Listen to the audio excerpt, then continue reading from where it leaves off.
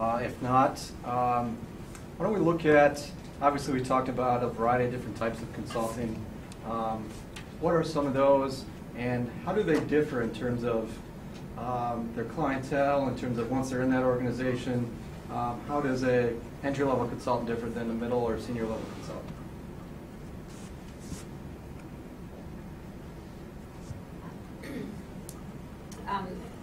As far as entry-level versus senior and executive level consulting, I think probably a lot of the responsibilities of the senior executive in a consulting role is a lot more to do with securing new business and new contracts. As an entry-level consultant, you're kind of down in the nitty-gritty doing all of the hands-on work, and it can differ whether you're doing IT consulting or business consulting, management consulting.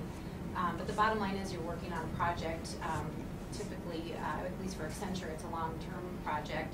You're going into a client site with a group, a project team, and you are, putting systems together to solve their problems, to help them perform more efficiently. It could be, we work in every industry, across every kind of discipline. So it really does vary. I don't mean to be so vague, but that's, so you start out. And the way I look at it as an entry-level consultant, you're kind of building your portfolio. You're learning what industries you have an interest in, what sorts of capabilities you have an interest in, and as you move up the ladder, so to speak, you kind of develop a little bit more of an expertise in a niche, and then you start hiring, you start bringing on the project teams to lead your projects.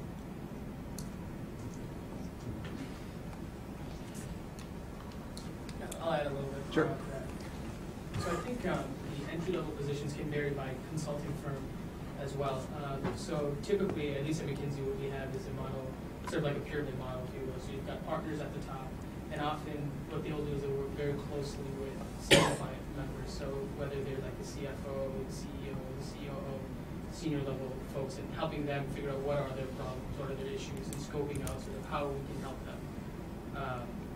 And then you have sort of associate principals, and then below that, you've got sort of managers who will actually operate a team of 3 to 4 folks, engagement managers, and that engagement manager will usually interface with sort of a client, and that client might be like a vice president or something, helping them sort of day to day, working side by side with the client and the client team to do analyses, to create communications, and then to ultimately communicate that to the senior leaders.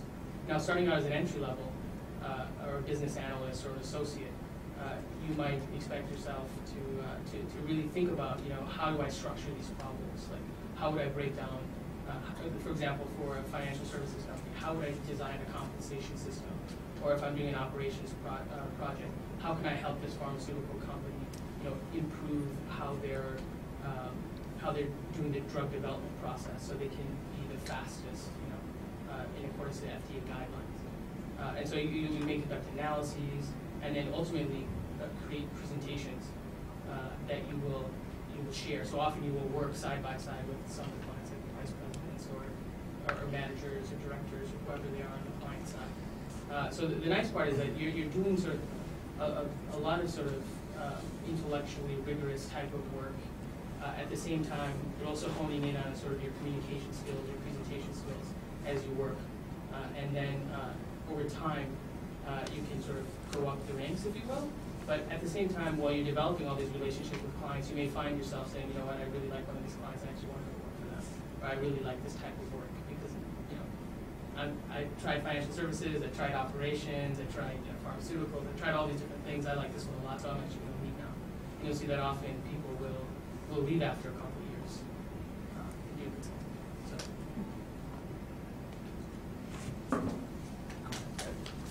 I think what I'd like to do is add on to that a little bit, tied into your upcoming question here, since you might be jumping right to that. When we've got a number of panelists here who represent large international firms, and inside a consulting firm of that nature, it can feel less consulting, meaning because there are so many responsibilities there.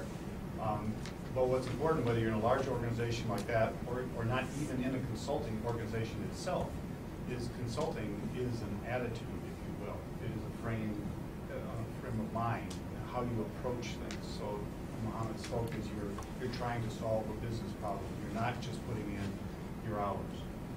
You're actually there to help a customer. If you're working for a non-consulting firm, you're doing the same type of thing, but you've got the consulting mindset. Same thing even if you go out into a smaller firm or even as an independent. If you're not doing that, the only difference is the more independent you are, the more you live and die by your performance every day. And so the more you need to have that mindset in there that says, I am here to provide value, I'm here to deliver something, give results for the money that I'm getting out of this or for the compensation my organization is receiving. I sort of want to add on to what Jeff said. I think he's exactly right. I mean, there's a piece I think a lot of consultants deal with sort of role dilemma, if you want to point at times, because what you want to do is ultimately, you're working for a specific client, and you want to help improve the performance of the division or the organization overall.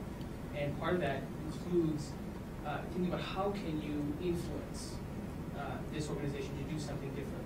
And sometimes that means you have to be very aware of some of the political situations that are going on within the organization, some of the challenges they have, some of the capability limitations, and think about how can I communicate to this leader of this organization that in fact their division is performing quite poorly, or that maybe the system they've invested in for the last couple of years is not worth it to invest anymore, and how you can make that sort of productive as well as influence them to ultimately make a decision that will create value for that organization. So I think the communication piece you will take everywhere with you, because if you're running a business and you're working with other individuals, you'll always need to somehow influence them to do different things, and you also hope that they will do the same for you too. So the skills that you learn, I think, doing consulting are transferable in every field.